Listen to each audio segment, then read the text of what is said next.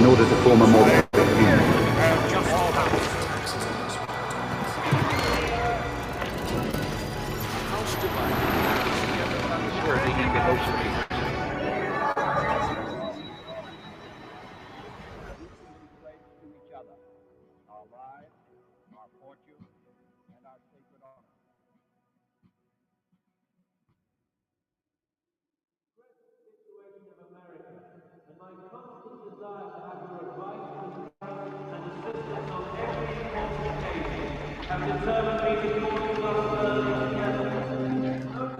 Within the cold, cavernous halls of Westminster Palace, the air is stiff with formality, and the marble floors echo under the measured footfalls of Sir Francis Molyneux.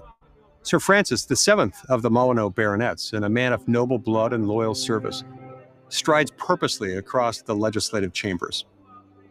He's the gentleman usher of the Black Rod, the ceremonial voice of the crown in Parliament. Upon his shoulder rests a simple yet potent symbol of the sovereign, a slender ebony baton tipped in gold at both ends. For centuries, the usher of the Black Rod has summoned members of the House of Commons to attend to the sovereign in the House of Lords. The year is 1776. The day is October 31st. King George III prepares to address Parliament. Sir Francis approaches the heavy oak doors of the House of Commons when suddenly they slam shut. This is no accident. This symbolic gesture echoes a decades-old precedent, symbolizing the House of Commons' independence from the monarchy. Its exact origins date to the 1640s, when King Charles I's attempt to arrest 5 members of Parliament ignited the English Civil War and cost the king his head. Unfazed, the usher of the Black Rod raises his staff and knocks thrice, With that, the doors swing open and all members rise. The summons is delivered. Mr. Speaker, the King commands this honorable House to attend His Majesty immediately in the House of Lords. At the head of the upper chamber, cloaked in ermine and surrounded by bishops and barons, sits King George III, full-faced, regal, and blankly inscrutable. Just hours earlier, the king had arrived in his grand gold state coach drawn by 8 horses and festooned with gilded carvings. Lions to signify national strength, cherubs to signify divine right, and 4 gleaming figures of Triton, the Greek sea god, to proclaim Britain's naval supremacy. The monarchy's power was often memorialized in symbols, and yet, beneath the pomp and circumstance, the edifice of imperial majesty crumbled. The late British Empire, overextended and over-centralized, suffered under the pressures of factionalism and fiscal ruin.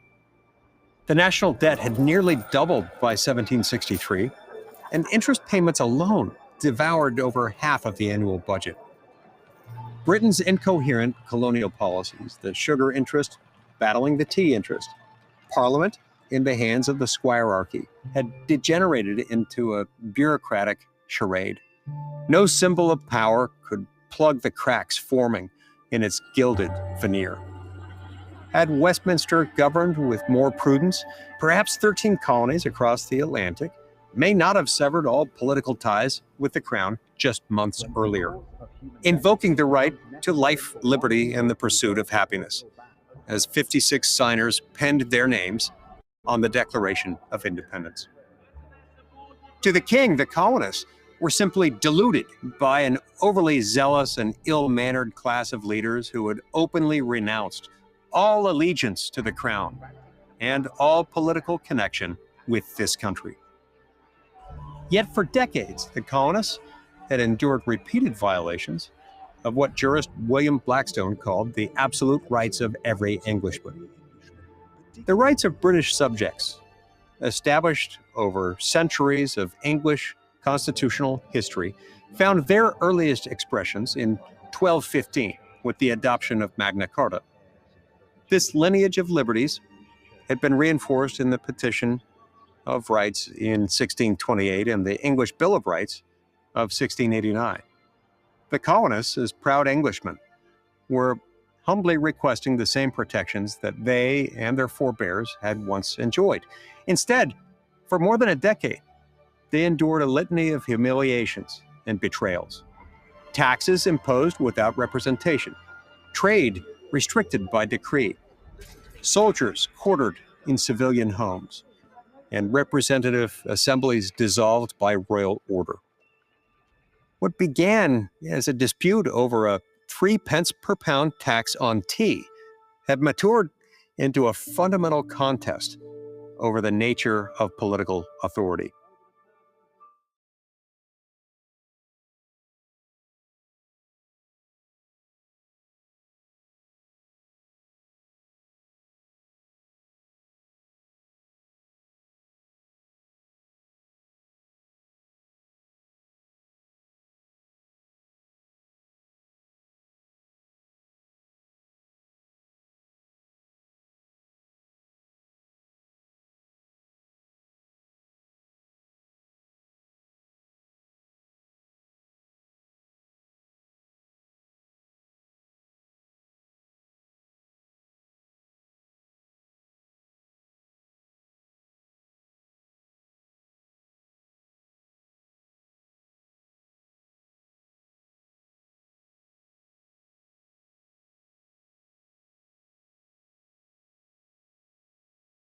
World.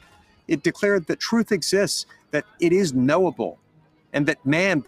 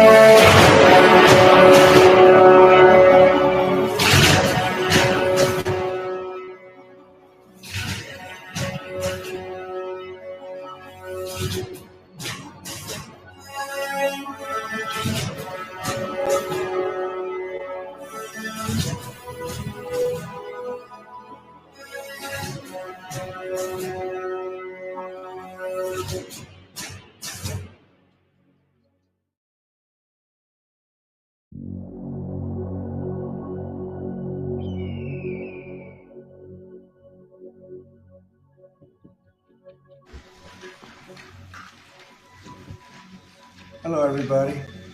Nice to have you here. We have some big things to announce. Today, at the request of Governor Bill Lee of Tennessee, who's standing with us, as you know, I'm signing a presidential memorandum to establish the Memphis Safe Task Force. And it's very important because of the crime that's going on, not only in Memphis, in many cities, and we're going to take care of all of them step by step, just like we did in D.C. We have virtually no crime in D.C. right now. And we're going to keep it that way. It's our nation's capital. We're going to keep it that way, or we're going to federalize it if we had to, but we don't have to anymore because it's in such great shape. This task force will be a replica of our extraordinarily successful efforts here. And you'll see it's a lot of the same thing, although the numbers here are really something. They're really bad. Now, we did send FBI in about 4 months ago to work, and it brought some of the numbers down, and they did a great job, but we're sending in the big force now. We also sent them into Chicago on a sort of a moderate basis, and we brought down crime a little bit in Chicago, but we're now going to bring it down very big. We're going to be doing Chicago probably next. I was with a great businessman, a man who is involved in all cities through his business. And I say, who do you think should be next after Memphis? And he said, sir, you've got to save Chicago. We're going to wait a little while. But he said, you got to save Chicago. You can't let it go. And this is a very prominent man that everybody knows in this room. Another man in Memphis was saying, Bill, he was saying, very interesting, he's on the board of FedEx. And his hotel is about a block away. And he said, when I walked there, I said, I don't want to do this again. I never want to do it again. And they won't let me walk there. They take them in armored vehicles. They take the board members of FedEx in armored vehicles like a block away to the hotel. This shouldn't be the U.S. This shouldn't be the United States of America. The task force will be a replica, as I said, and it's going to be, I think, equally successful. This is a tremendous success we've had in Washington, I can tell you, and everyone knows it. And people in the White House that work here and other people that I know are calling me and thanking me.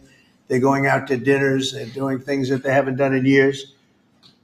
The effort will include the National Guard as well as the FBI, ATF, DEA, ICE, Homeland Security Investigations, and the U.S. Marshals, and more along the prosecutors. We're going to have DOJ led by U.S. Attorney for the Western District of Tennessee, who is here or not here? Who's that person here? That person is going to be very busy. So we're going to have U.S. Attorney for the Western District of Tennessee, and most importantly, Pam Bondi's here. She's heading it up, and she's doing an unbelievable job in every respect beyond this. So also worked with some of the members of the team right here on D.C., and we're very proud of that effort. We essentially had the crime down to a very low rate in 12 days, and within another 10 days after that, it was so incredible. And it continues at that level, and we're going to continue. We have to because it's our capital. This team will deploy the full powers of federal law enforcement agencies and enforcement generally to restore public safety and get dangerous career criminals off of our streets. We're going to get them off. In 2024, Memphis had the highest violent crime rate, the highest property crime rate, and the third highest murder rate of any city in the nation. Other than that, they're doing quite well, thank you. A person is 4 times more likely to be murdered in Memphis, Tennessee today than in Mexico City. It's been, and Mexico City is not a cakewalk. It's been overrun with carjackings, robberies, shootings, and killings. There were 249 murders, 429 rapes, 5,616 burglaries, and 12,522 violent assaults in just the last little while in 2024 and in pieces of 2025, where it's actually gotten worse until recently when we sent the FBI down to see what the hell is going on. Last month, a vicious thug carjacked an elderly woman parked at the movie theater, dragged her out of the car, and body slammed her into the pavement, where she is still trying to recover. Probably won't be successful. So we're not going to allow this kind of savagery to destroy our society anymore. We're stopping it, doing one by one time, but we want to go quickly. We don't want to lose Chicago. We're going to lose Chicago. We're going to lose places like you go to St. Louis. We're going to lose St. Louis. We're not going to lose. We want to save these places. You're going to lose them. It was the way the man said it, a very high quality man. I said, who would you do next? He said, sir, do Chicago. You don't want to lose Chicago. We're not going to lose Chicago. So we're going to have to go very big, and we're going to go probably, we're thinking about it for next Pam. We're going to hold it off. We're going to do some of the smaller ones. And the truth is our people are so good. Gaddy, you're doing a great job wherever you may be. We're doing so good that I don't think we need too much practice, right?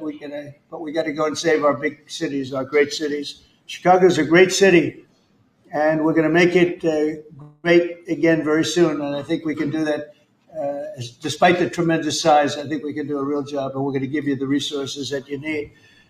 So with that, I'd like to just end by saying we're going to make Memphis safe again, and I'd like to ask Governor Bill Lee to say a few words, and then Pam can talk, and anybody else you'd like to talk to. We'll go through the whole list. We have all day long if we have to, because this is a very important thing. We have to save our country from violent crime. So, Bill? Yes, please. sir. Mr. President, first of all, thank you. Thank you. Thank you for your commitment for federal resources to the great city of Memphis. And it is a great city. And it has a great history and a great legacy. And we are very hopeful and excited about the prospect of moving that city forward. I've been in office 7 years. I'm tired of crime holding the great city of Memphis back.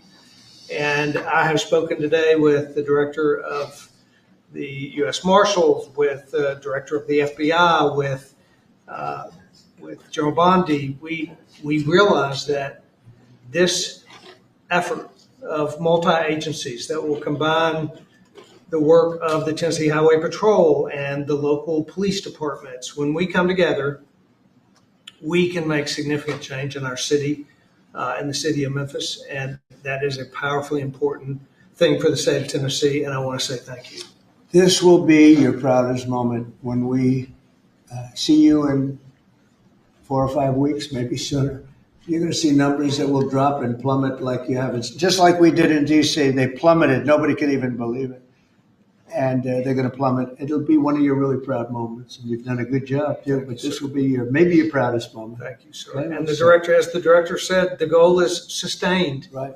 Got to keep it. Sustained crime lowering. And that, with this effort, I believe we can get there. We can finally get there for that city. Yep, we're going to have it sustained. Long time. And your people are going to get better and better. And your police force has been terrific. They're working with us very much, as you know.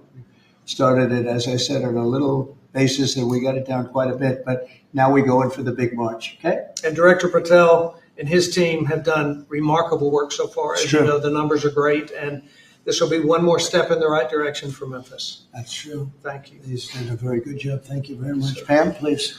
President Trump, at your directive, we went in, as you all know, to D.C. and took over the city of D.C., working hand in hand with Metro Transit Authority. All of the agencies represented here today got over 2,000 violent offenders, got over 200 guns off the streets of D.C., and D.C. is safe again.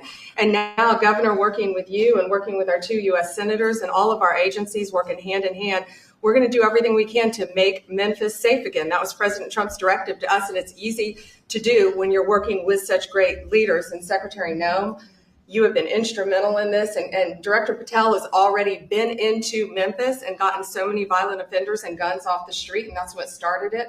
and working Stephen and Deputy Attorney General Todd Blanche, thank you. We've all been going nonstop, working hand in hand together, and Gadi Serralta, Terry Cole, and Director Driscoll of ATF wearing 2 hats, and Pete Hegseth with the National Guard, all working hand in hand and being out there for a month. You can't tell who's with what agency but for the t-shirt they're wearing, because everyone's working hand in hand, and that's why we've been so successful. We're going to do that in Memphis, and we're going to get crime off the streets.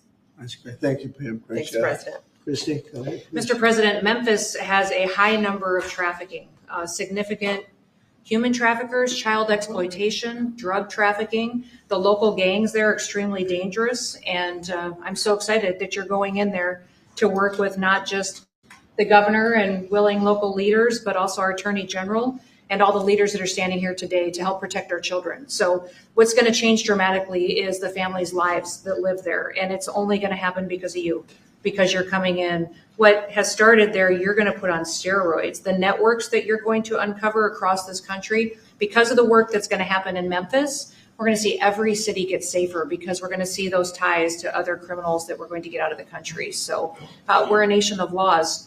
And sir, thank you for caring about every single city. Thank you, Christy. Really nice. And what makes it to me so exciting is the success we had here so quickly. And, you know, we've taken close to 1,500 people out of D.C. But when I saw the result happen so quickly, and so many people are so thankful, and people that you pass them every day and they're fine, all of a sudden they're thanking me so profusely. It was so exciting what's happened, and continues to be what happened in D.C. And so that's what makes this, I think, even more exciting, because we know what's going to happen. We know we have the people. Look, we're sending in a lot of help.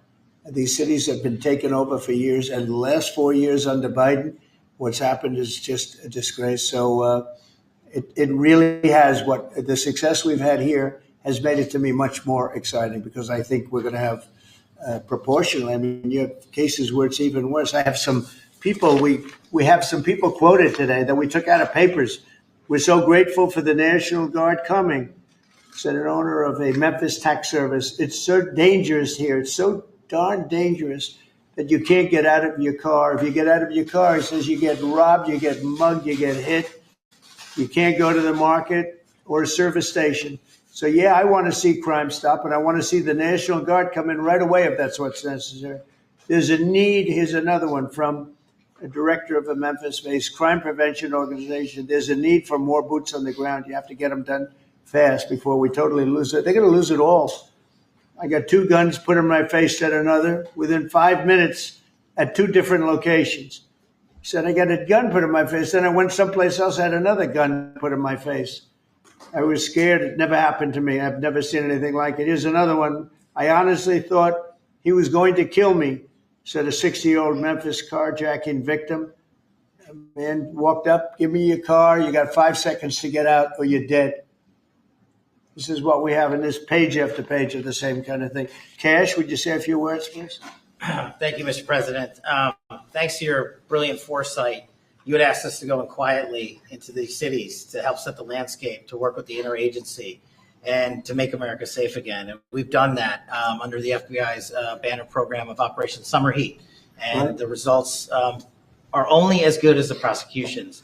And because the Attorney General and the Deputy Attorney General have mobilized DOJ to successfully prosecute so many violent criminals, we have set the landscape for the interagency to come into Memphis and really make it safe permanently. As the governor and the senators and the other directors were saying, it's not a short-term mission, but thanks to you launching us early, launching us quietly, not looking for the credit, Mr. President. We greatly appreciate your support and the advanced foresight you had to do on that. It's so exciting, and somebody had to do this. A president should have stepped up long ago and saved these cities. So it's not that I wanted to do it. Believe me, somebody had to do it, and we're doing it in a big way. Pete, could you say a few words, please? Yes, Mr. President. From day one, the DOW, the Department of War, I'm glad you made that correct. has been proud to stand with our partners across the interagency, whether it's Southwest border, whether it was Los Angeles getting ahead of that, whether it's right here in Washington, D.C., where Secretary Driscoll and the Army and the National Guard have taken the lead in helping across all of these great folks to secure the city. We are very proud to be here, to stand strong alongside law enforcement. We're glad that Memphis is the place to go. The volunteer state, we're not going to have any problems with the Tennessee National Guard being willing to go in and stand strong in Memphis. Not at all. And get ready because you'll be doing a lot of other places that are almost as troubled. You guys are. Some of them are equal. You look at what's going on in Baltimore, where the governor is telling me how wonderful it is, and you can't walk across the street without being shot. Could I ask our two great senators to say a few words? Of course, Please, Mr. Marshall. President, thank you so much. I want to say a thank you to Director Patel because he had promised that he would come into Memphis. We've had Operation Viper there this summer. There have been over 500 arrests. There are over 100 indictments. And Memphis had the best stats they have had in years this past August. Last month, it was the best August they have had. It's because of the work that's been done. And now to have a new phase of this enforcement for Memphis, where we are going to have all of these agencies working as a team, as the governor said, making certain that this is a long-term effort to make Memphis safe again. Mr. President, we are so grateful and we thank you. Thank you. Yeah, thanks, Mr. President. And this is an issue that's plagued Memphis since I was a boy, Mr. President. And it's time that we address it. And I appreciate your leadership allowing us to do that. And the team that you've assembled here is going to help us deliver the most fundamental responsibility of our government, and that's public safety. This shouldn't be a partisan issue. This should be something that is our primary goal. And certainly I hope to see Memphis become the safest city in America. And thanks for the effort of all of your team here to make certain that happens. Thank you, Governor Lee. And I want to say thanks to the Memphis Police Department and the Sheriff's Department there too, who have all worked closely to bring this together. I look forward to tremendous results. And I want to thank the FBI for the last 4 or 5 months because they have brought down the numbers quite a bit. Chicago here and a couple of other places that we can talk about later if anybody wants to. Could I ask you to, Terry Gaddy, say a couple of words also? You really did lead the charge here and you've done such a great job. Please. Mr. President, thank you for always supporting law enforcement. I think a major difference here in Washington, D.C. has been your support for law enforcement, has been empowering the men and women that are on the street working every single day. And I look forward to not only going to Memphis, but other places in Tennessee as well. And I think you'll hear from us real soon, Mr. President. Thank you for your support, sir. We have plenty of places. Yes, sir, we do. You know the country very well. That's great. Thank you, Terry. Please, Mr. President, I just want to say that we're honored once again to lead the charge with the United States Marshal Service, leading and joining 22 other federal agencies.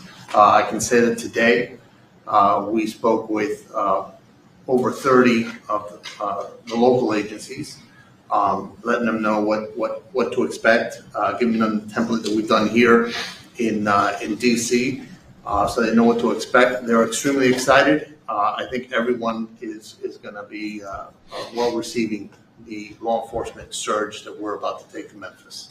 Thank you. Great job. Thank you. And I'm going to ask one of the best lawyers in the country. He is one of the best. Todd, say a few words. He is a great lawyer. Thank you, Mr. President. Yeah, I think it's been said for the past 15 minutes, the president ran on making this country safe again. And we do not make this country safe again unless we go into our cities where there's the most violent among us and go street by street and block by block and arrest the men and women in this country that are destroying cities and communities for the rest of us. And so what we plan on doing, as the governor said and the senator just said, this has been a problem in Memphis for a long time. We plan on delivering Memphis back to the citizens that are there to raise their families, to go to church, to be in their communities. That's our goal, and that's what we plan on doing, whether it takes 2 weeks or 2 years. That's what we're going to do. Next time. The great Stephen Miller, please say a few words. Thank you, Mr. Show President. the same emotion you do on color. That's hard to do. Yes, I think that's going to see be if I can do it. President Trump's initiative here in Washington, D.C., is important to understand, is the most successful anti-crime initiative in American history. I mean, just think about it for a second. In 30 days, President Trump put together a team that saw the largest ever violent crime reduction in any city in American history. Something that people had not been able to do in 40 years. That is a momentous achievement. And now the president is going to take that same model to Memphis, and as he said, more cities after that. The team the president has put together has no equal today or anywhere in American history. I think what's happening here is that what the president has done is made clear. The power of federal law enforcement that was used for the last 4 years to harass and attack conservatives, to harass and attack Christians, to go after law-abiding families, the power of law enforcement under President Trump is going to be used to get all the criminals, all the violent offenders, all the murderers, all the cartels, and all the domestic terrorists off our streets. So whether you're Antifa, whether you're a domestic terrorist, whether you are a violent gang member, a drug trafficker, a trained Irawagwa killer, or anyone else that's threatening our people, President Trump is saying he's going to use his FBI, his DOD, his ATF, his DEA to wipe you out, to put you behind bars, to take you off the street, or to apply whatever legal consequences necessary. Mr. President, I'm honored beyond words to be part of this team under your leadership as you've saved thousands of lives. Thank you very much. Come on over. Let's sign that. So, you want to say anything about our great military real fast? He's won a job. He's doing this guy. Mr. President, so our Army National Guard is honored to be part of this mission. This is their community. A lot of them are from DC. They're from Tennessee. When you talk to them, when you talk to the actual population out there who interact with them every day, they say it's a blessing to have them as a part of their life. And then for the National Guard getting to have this where they get to improve their communities, where their kids are growing up and they're going to church, and this is where their families are. Many of them, sir, have said this is the honor of their lifetime. So thank you. Look at that nice face, and yet he's a killer. That nice, beautiful face, and he's a total killer. I don't know how you do it. Love you, sir. Everybody here. All right, here we go.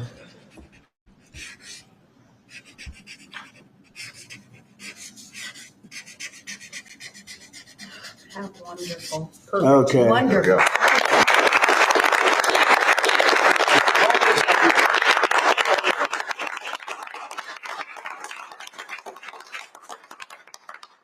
Thank Do you you, have sir. any? Thank you very much. Thank you. Thank you very Very much. Mr. President. No, thank you very much. Great job.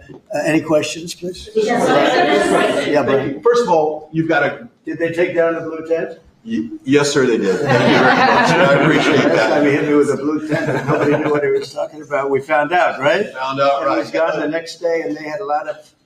That was not so easy. That's a violent, radical left group.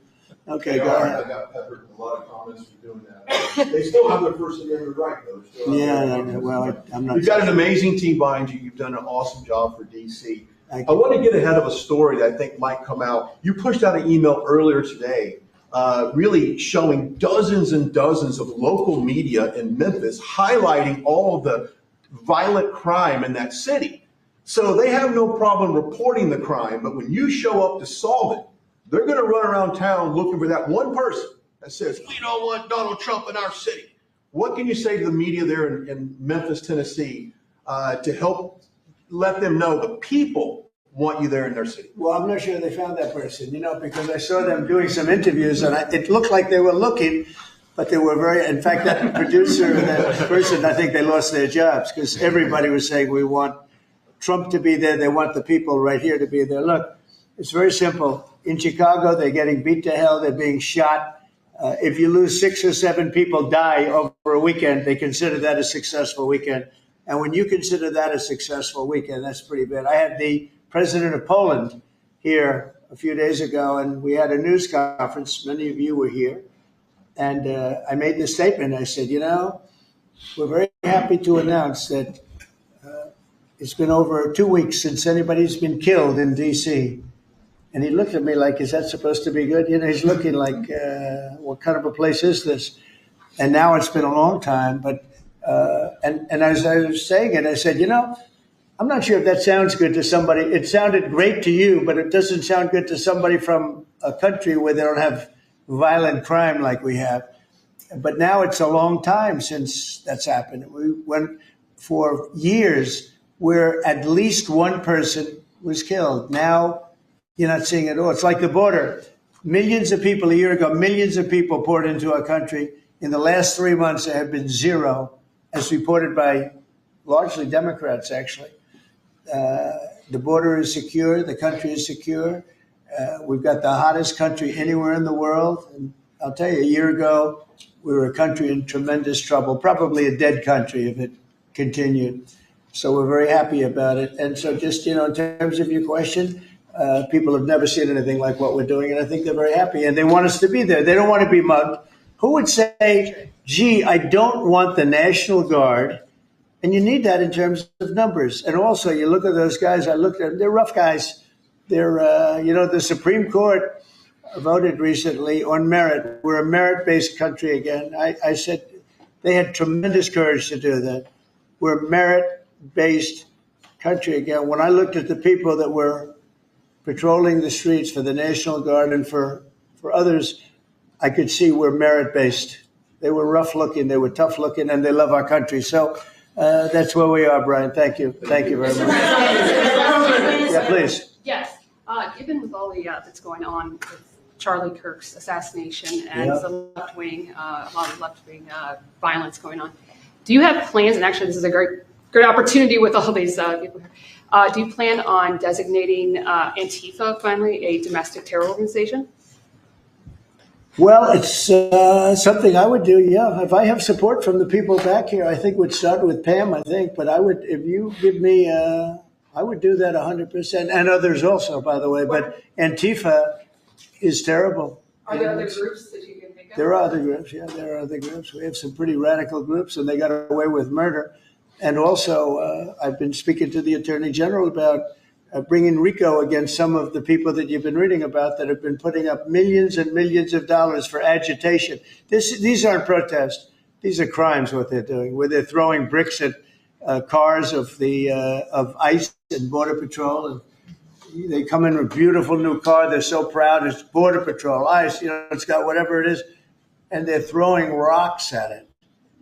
And after 50 yards, it looks like an old beat-up vehicle. It was just brand new. It was just bought for the purposes.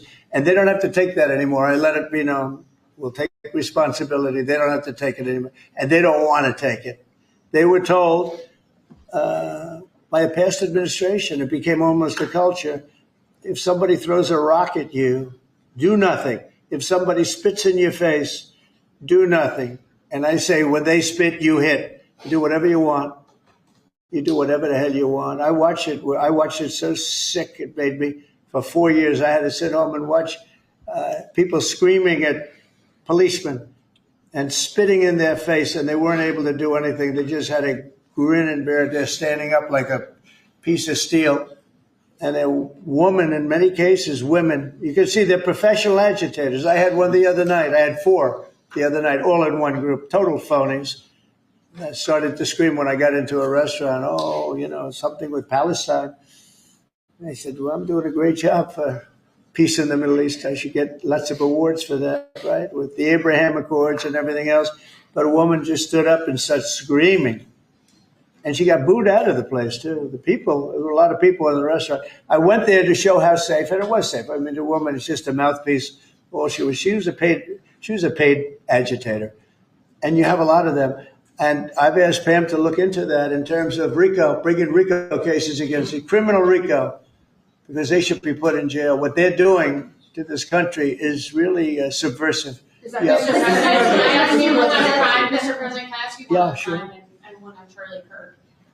You've floated potentially going into St. Louis. You mentioned you want to go into Chicago next. Could St. Louis be after Chicago? It's going to be around there someplace. Yeah, we got to save St. Louis. Got to save these cities.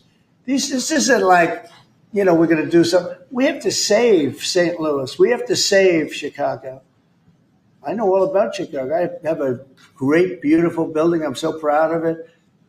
But, you get less proud when you see all the crime. When they announced 2 weeks ago, 11 people killed, just over a weekend, I think they said 38 people shot and 11 people dead. And then you watch Pritzker get up and say, we've got crime under control. And I will say that Cash and the FBI did a good job. With a very light force, they went in, and for about 4 months, Cash or so, they've been working on keeping crime down. They have brought the numbers down a little bit. But those are the easy numbers. The first 20, 25% are the easy numbers. That's where it gets. Then you have to bring in the big forces, right, which is what we always intended to do. But I think the FBI's done a very good job. In particular, in Memphis and Chicago, they brought it down a little bit. like 20% and 25%. Well, I guess it's not so little, but we have a long way to go. We think Chicago is going to be next, and we'll get to St. Louis also. And Charlie Kirk's assassination. And New Orleans we want to get to too. Your FBI is investigating the potential role of left-wing organizations in the assassination. I'm wondering if you think if Charlie Kirk's assassin worked alone or if he worked with. I don't know. I mean, I can tell you he didn't work alone on the internet, because it seems that he became radicalized on the internet. That's just by watching same things that you're watching and hearing. It looks like he became radicalized over the internet. And it seems like his wonderful parents brought in a wonderful neighborhood, smart guy, great boards, great marks, great student.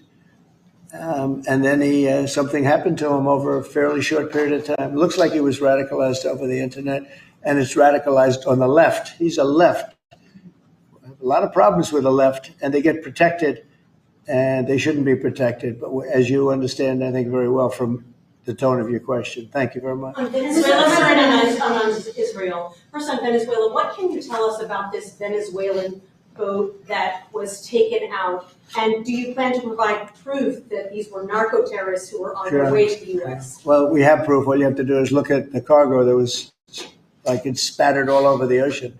Big bags of cocaine and fentanyl all over the place. And it was, plus we have recorded evidence that they were leaving. We've recorded them. It was very careful because we know you people would be after us. We're very careful. The military has been amazing. And General Kane showed me a little while ago the clip, but you could actually see it. But you don't have to see it because we have recorded proof and evidence. We know what time they were leaving, when they were leaving, what they had, and all of the other things that you'd like to have. But we have noticed that there are no ships in the ocean anymore. We're seeing that there's like no ships, when the first one we went, there were hundreds of boats. Now there are no boats. I wonder why. Meaning no drugs are coming across. Probably stopping some fishermen too. I mean, to be honest, if I were a fisherman, I wouldn't want to go fishing. Just a nice, let's take a little trip, because I'd say, man, if maybe they think I have drugs downstairs. I don't want that. I think the fishing business has probably been hurt. But there are literally no boats. This was a boat, and we were surprised to see it. Now, what does that mean? That means there's no drugs coming by sea. But they do come by land. And you know what? We're telling the cartels right now, we're going to be stopping them too. When they come by land, we're going to be stopping them the same way we stop the boats. And you'll see that. But maybe by talking about it a little bit, it won't happen. If it doesn't happen, that's good. But they killed 300,000 people in our country last year. And we're not letting it happen anymore. And then on Israel, did Bibi Netanyahu speak to you directly to alert you that Israel was going to be striking Hamas sites in Qatar? No, he didn't. Yeah, How did you learn of it? Same way you did. Go ahead, please. You mentioned that the shooter was radicalized online. Do you think believe that social media by the way, companies... when I say that, that's my opinion. I think he was radicalized online based on what they're saying. Do social media companies bear any responsibility for that? And how I'm going to have to ask, I don't know, I'd ask Pam that question. I don't know if you or Todd could give an answer to that. Somebody has to bear some responsibility. And President Trump, I've always told parents, you got to watch what your kids are doing on the internet, what they're doing online, what they're listening to, what they're reading. They're all online. They're all on their phones all the time. Parents have got to monitor that, because this starts when you're young. This starts when you're young, when you listen to these groups, when you watch these shows. And parents have got to just be vigilant. So sure, that's part of it. And they're meeting kids online who they think are kids, and they can be anywhere in the world, and talking to them. And yeah, they are being radicalized. Mr. President, he went bad, and he just went bad very quickly in a sense, because he sort of led a very normal life, a life of, great education, schools, everything else. But somewhere along the line, something happened. Yeah, please. Thank you, Mr. President. How will you send the National Guard into Chicago without the cooperation of the governor and the mayor? Well, if they do cooperate, that's good. If they don't, it's not going to matter to us at all. You know who wants to help us? Police department. They have no respect for the governor. They have no respect for the mayor. They respect us.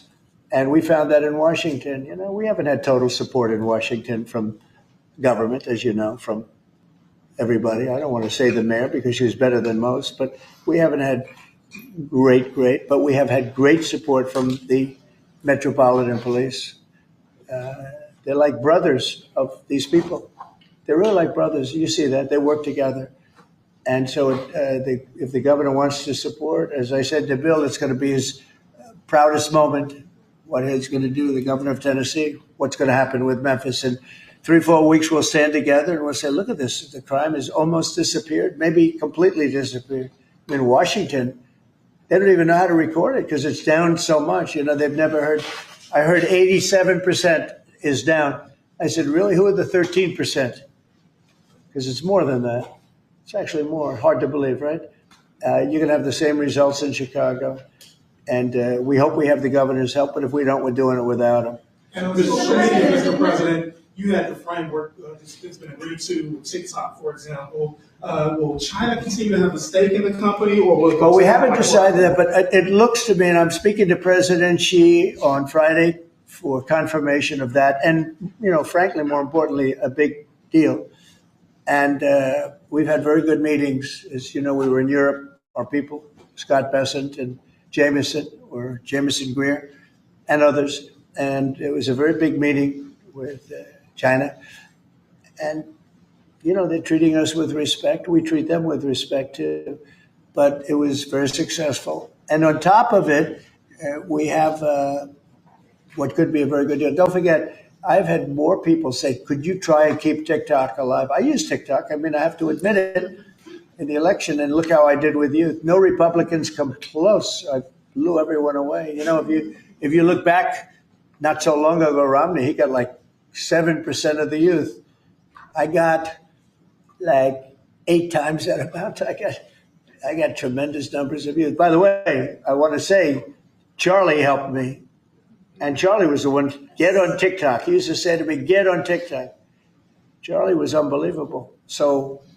Probably, and I did. I had somebody named TikTok Jack, and he'd put that camera. He said, just a real quick statement, sir, like 10 seconds or less. They didn't like anything over 10 seconds, but it worked. But Charlie is the one that really, and my son Barron also. And I have to say, Don, Eric, the whole group, it's important.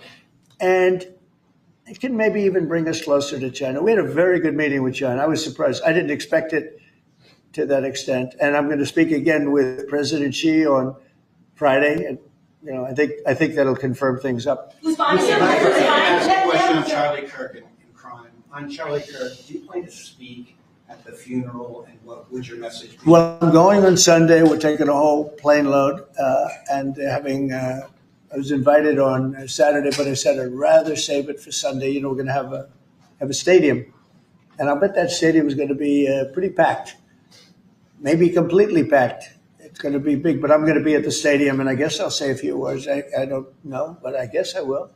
But I knew him very well. He was an amazing guy. He was all about young people, getting them started right, and he was. It was like a magnet for young people. They just attracted to him. He loved them, and they attracted to him. His wife is a tremendous person, by the way. He always had great respect for his wife. He got married. I didn't know he was getting married. I heard he got married, and he loved her. He really loved her. She loved him, and I think she'll have something to do with keeping that whole thing going. Turning Point is. It became a very big deal. And I heard they had like 38,000. So he wanted to get it up to 20,000 chapters. That's a lot. That would have been a lifetime's work. I heard that over the last 4 days, they have 38,000 people 38,000 chapters at colleges, schools, other places.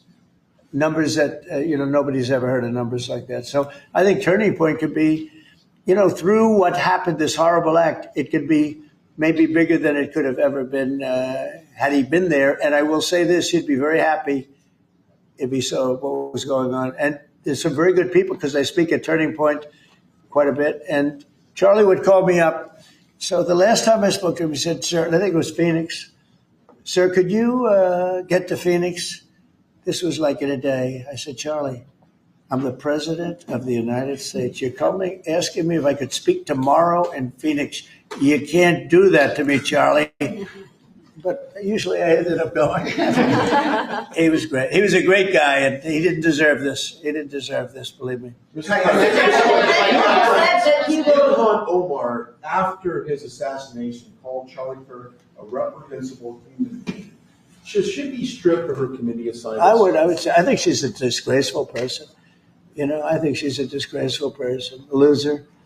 It's amazing the way people vote. I know it's people from her area, maybe of the world. I don't know. They got here and they vote her in. It's hard to believe, but I think she's a disgusting person. One more question, if I could. A lot of these, in recent of these kind of trans shooters that we've seen over the last couple incidents, this flag right here is up and down 14th Street. This is what would be a trans flag. A lot of people are very threatened by this flag. It means a lot of different negative things to people, violence. Would you be opposed to taking this flag down up and down the streets of DC? Well, I wouldn't be. Then they'll sue and they'll get freedom of speech stuff, you know, so that'll happen. But I would have no problem with it. I will say, and Steve might just mention this, Todd, you might mention it too, because we're putting out an order. You know, freedom of speech means you can burn the American flag, which I think is horrible. But I noticed something over the last little while. You know, as you do this, you start noticing things that you wouldn't normally think. It really causes unrest and violence when they burn American flag. So the American flag, I wanted anybody burns the American flag, go to jail based on freedom of speech, goes to jail immediately. But the freedom of speech protected them, right? And so, and that's been argued a couple of times. And you know, it's one of those things. But you know what? Hasn't been argued, and we're going to be arguing it, I think, very soon. And that's the violence. They incite violence. So when I saw it just yesterday, they burned the American flag, and people that were there were fine. And all of a sudden, they're going crazy, and there's fist fights. It wasn't in Memphis either. But I will say, it incites violence. And I think you just do the exact same thing. Don't use freedom of speech. Use the incitement of violence. I mean, it's really, you got to see, these people were going at it.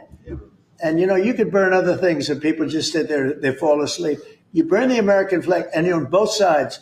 But the level of violence I saw this flag burning cause was incredible. It was an incitement. So I hope you guys are going to be able to do that, Pam, right? Well, there's also groups called Trans-Tifa. So perhaps if you can label them a domestic terrorist group, and in all reality, you could take that flag down because it would represent the Trans-Tifa. Well, I think you probably could. Again, you'll be sued, and it's okay.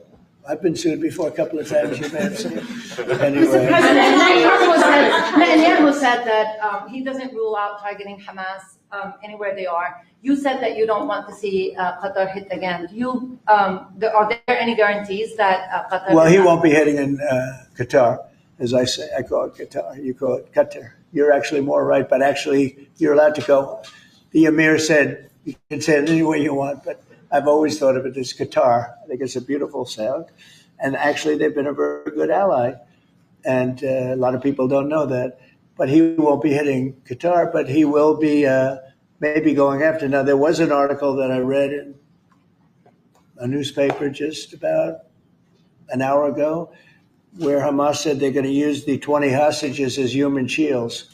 They're going to bring them up from the dark tunnels, and they're going to put them in the line of fire so that if Israel goes forward, they're going to die. And I thought that was very terrible. And I put out a statement on that. You saw that. Charlie Kirk, in retrospect, given all of the moving ways that this White House has paid tribute to Charlie Kirk, right. Do you think it would have been fitting to lower the flags, to have staff when Melissa Horman, the Minnesota House Speaker, was gunned down by an assassin as well? I'm not familiar. The Minnesota House Speaker, a Democrat, who was assassinated this summer. Well, if the governor had asked me to do that, I would have done that. But the governor of Minnesota didn't ask me. I didn't. I wouldn't have thought of that, but I would have if somebody had asked me. People make requests for the lowering of the flag, and oftentimes you have to say no because it would be a lot of lowering. The flag would never be up. Had the governor of Minnesota asked me to do that, I would have done that gladly. And given the killing of Melissa Hortman, the attack on Paul Pelosi, the attack on Gabby Giffords, the attack on the Pennsylvania governor's mansion. Why make the case that violence is only on one side? It seems to be taking I didn't place say it's on across one the side, but I say the radical left causes tremendous violence, and they seem to do it in a bigger way. But the radical left really is caused a lot of problems for this country. I really think they hate our country. Okay, yeah, please. This may be related to the RICO work that you're Right. doing, and I'd like to confirm. And we are really looking at that seriously. Vice President Vance was speaking with Stephen Miller earlier today about targeting NGOs that they were saying foment violence. Right. Is that? Can you speak more to that? And what NGOs specifically are you looking to target, sir? A number of them. Steve, please. Yes, so I believe what you're referring to is there are these nonprofit entities that organize, as the president mentioned, attacks on ICE officers, attacks on Border Patrol agents, organized doxing campaigns, which are a violation of federal law. They break off cement and they bring into riots. They have organized drop points for weapons, organized drop points for gas masks, organized drop points for all the materials necessary to launch a riot. Of course, you saw that during the Black Lives Matter riots as well, too. So there's this whole network of organizations. And I think the key point the president's been making is somebody is paying for all of this. This is not happening for free. And so under the president's direction, the attorney general is going to find out who is paying for it, and they will now be criminally liable for paying for violence. And, you know, a new thing that I've been seeing a lot of lately, but never saw it before, is they're walking in with bricks and rocks and everything. And the FBI or the Border Patrol or ICE or the police are grabbing them and taking them away, and that's great. And then they whip out a hammer, and it's a beautiful hammer. Really, it's nice. You know, this is not a hammer somebody happens to have. These are serious hammers, beautiful, brand new hammers. And they start breaking up the concrete sidewalks and the granite curbs in many cases. Granite is hard to cut, you know, it's very hard stone.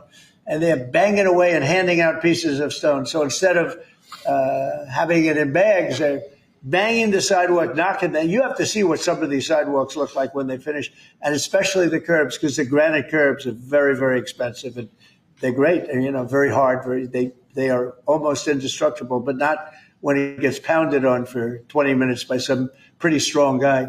And then they hand out big chunks of stone so that people can throw them at the police and people can drop them off bridges into car windows. No, we have a long way to go, and we're going to make it all good. We're going to make it really safe. This country is going to be safe. We've got almost 3.5 years. Think of that, 3.5 years. It's a long time. It goes quickly.